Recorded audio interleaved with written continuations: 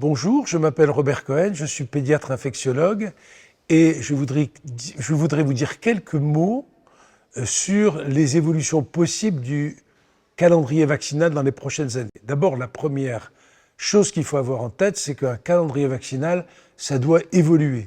Ça doit évoluer d'une part parce que les maladies infectieuses évoluent et ça doit évoluer aussi parce qu'on a de nouveaux outils et de nouvelles données épidémiologiques.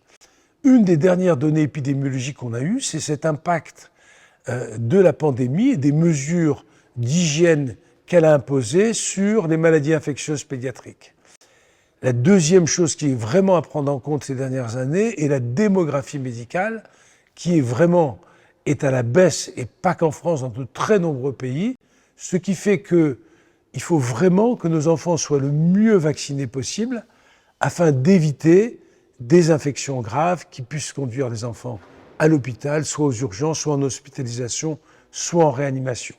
Donc toutes ces raisons-là font qu'il va falloir améliorer notre calendrier vaccinal, et cette amélioration de notre calendrier vaccinal passe d'une part par des dates peut-être un peu différentes des vaccins, mais aussi par leur élargissement. Ainsi, ces derniers mois, on a réussi à obtenir la vaccination contre le méningo B, la vaccination contre le rotavirus, la vaccination contre la coqueluche pour les femmes enceintes pour protéger leurs petits bébés. Tout ça maintenant doit passer à travers de bonnes couvertures vaccinales, ce qui n'est pas le cas, et ensuite élargir encore ce calendrier vaccinal pour des vaccins qui protégeront encore mieux nos enfants.